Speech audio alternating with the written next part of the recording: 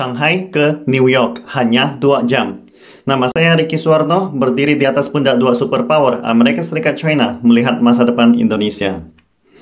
Perusahaan dirgantara China, Beijing Lingkong Tianxing Technology Company atau China Space Transportation sedang mengembangkan pesawat supersonik roket bersayap untuk pariwisata luar angkasa dan perjalanan titik ke titik, seperti perjalanan dari Shanghai ke New York berjarak 12.000 km hanya dalam waktu 2 jam, yang biasanya memerlukan waktu 12 jam dengan pesawat tradisional, atau sekitar 1 jam dari Beijing ke New York untuk jarak 11.000 km, kata majalah Robb Report. Pesawat supersonik ini dapat memberikan opsi baru untuk perjalanan ruang angkasa dalam beberapa tahun mendatang. Beranikah Anda naik pesawat seperti itu? Robb Report, sebuah majalah luxury Amerika Serikat yang mentargetkan pembaca wanita, belum lama ini mengatakan pesawat tersebut dikabarkan akan menghabiskan biaya operasional yang lebih rendah dibandingkan dengan pesawat luar angkasa. Lantas, bagaimana kinerja jet tersebut hingga mampu melakukan perjalanan Shanghai-New York hanya dalam waktu 2 jam? China Space Transportation sedang mewujudkan pesawat supersonik penumpang yang dapat melakukan perjalanan 1,6 km per detik di luar angkasa, atau dengan kecepatan 2.600 mil per jam. Pesawat Space Transportation dirancang untuk penerbangan suborbital atau perjalanan kota ke kota dimanapun di dunia. Sebuah video promosi animasi yang dirilis oleh Space Transportation menunjukkan penumpang tanpa helm atau pakaian antariksa menaiki pesawat luar angkasa. Pesawat tersebut diluncurkan secara vertikal ke angkasa, lepas dari booster setelah mencapai ketinggian jelajah, kemudian melintas dengan kecepatan 7.000 km per jam, dan akhirnya mendarat secara vertikal ke tempat tujuan. Space Transportation sangat cocok untuk penerbangan luar angkasa suborbital. Artinya, begitu pesawat ruang angkasa mencapai luar angkasa, melintasi dan memotong atmosfer, sehingga tidak akan menyelesaikan satu putaran orbit. Pada umumnya, ada 2 jenis utama penerbangan luar angkasa, yaitu orbital dan suborbital. Penerbangan orbital mengelilingi bumi setidaknya sekali dengan cara yang stabil.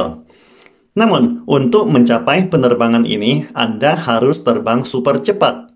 China Space Transportation menjelaskan bahwa roket bersayap memiliki keunggulan biaya operasional yang lebih rendah daripada roket yang membawa satelit dan lebih cepat daripada pesawat tradisional. SpaceX pernah memperkenalkan konsep serupa pada tahun 2017, namanya Bumi ke Bumi, yang diubah dari Big Falcon roketnya, yang semula dirancang khusus untuk mengangkut penumpang ke planet merah, Mars. Konsep Earth to Earth SpaceX dirancang sebagai transportasi penumpang dari kota ke kota dengan menggunakan roket Starship. Namun sayangnya SpaceX belum merilis detail apapun tentang konsep tersebut sejak saat itu.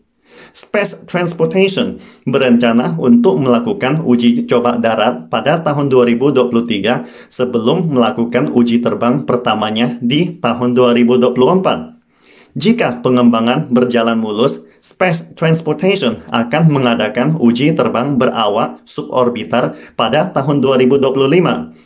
Diikuti dengan penerbangan kendaraan hypersonic global skala penuh pada tahun 2030. Jika berhasil, pesawat ruang angkasa tersebut akan menjadi simbol kartu nama baru teknologi ruang angkasa China selain kereta cepat, menandai persaingan China ke dalam ceruk pariwisata ruang angkasa yang berpotensi sangat menguntungkan dan pasar penerbangan komersial titik ke titik hypersonic. Perusahaan ini didukung dan diinvestasi oleh para pemain utama komunitas dirgantara China. Tampaknya Amerika Serikat dan Rusia mulai merasakan tantangan berat sejak masuknya Space Transportation China. Pada tahun 2021, musim panas lalu, CEO Virgin Galactic Richard Branson meluncurkan penerbangan suborbital selama 11 menit. secara resmi memperkenalkan industri pariwisata luar angkasa ke masyarakat umum. Diikuti roket New Shepard Blue Origin mengirim manusia ke luar angkasa untuk pertama kalinya. Pesawat ruang angkasa tersebut mencapai ketinggian tertinggi 106 km. Pendirinya Jeff Bezos dan 4 penumpang lainnya menikmati penerbangan luar angkasa dengan seluruh proses selama 11 menit. Selain itu, pada awal Desember 2021, seorang miliarder Jepang Yusaku Maezawa menaiki pesawat ruang angkasa Soyuz MS-20 Rusia ke Stasiun Luar Angkasa Internasional untuk kunjungan luar angkasa selama 12 hari.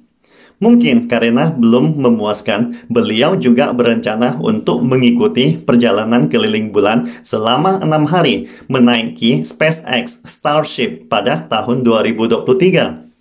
Dalam hal biaya perjalanan ruang angkasa, pesawat ruang angkasa suborbitar Virgin Galactic berharga $450.000 per orang, sedangkan Blue Origin adalah $28 juta per orang. Tentu saja, biaya ke Stasiun Luar Angkasa Internasional akan jauh lebih mahal lagi. Menurut pendiri Space Transportation China, tarif untuk setiap kursi pesawat supersoniknya diperkirakan sekitar 450.000 yuan.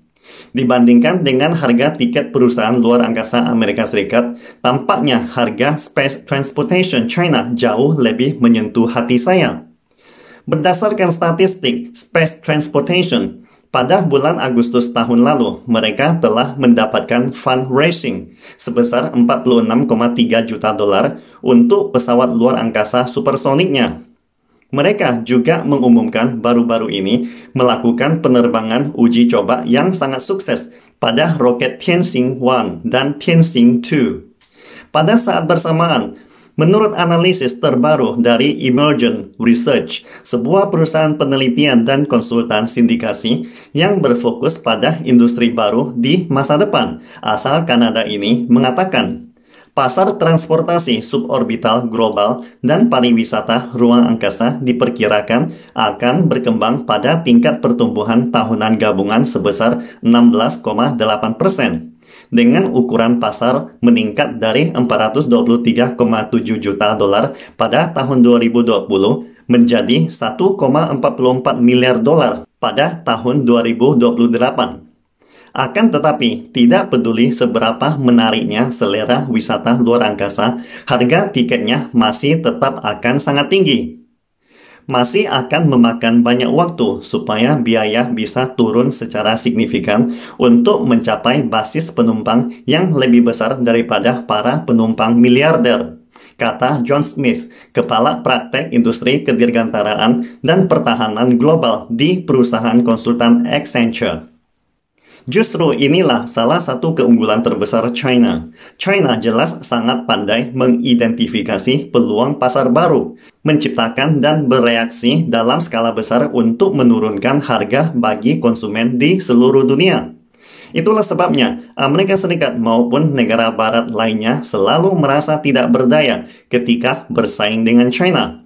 Segala inovasi dan teknologi China selalu ditujukan untuk memakmurkan masyarakat dunia, bukannya hanya sekedar monopoli oleh golongan elit tertentu di negara barat. China telah menjadi kekuatan luar angkasa yang sangat vital, dengan peta jalan untuk serangkaian program luar angkasa yang didukung oleh pemerintah pusat Beijing.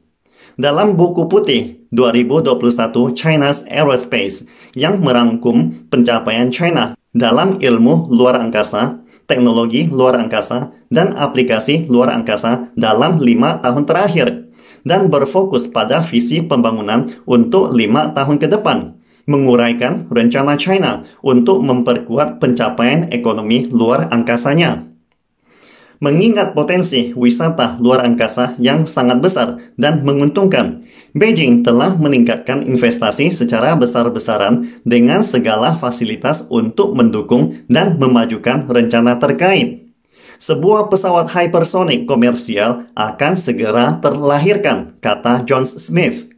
China telah bertekad menempatkan posisinya untuk mendominasi peran dalam kepemimpinan ekonomi ruang angkasa sipil di dunia. Pastikan Anda subscribe dan follow akun ini supaya senantiasa mendapatkan info terbaru tentang teknologi terkini AI berkaitan. Salam Indonesia Maju!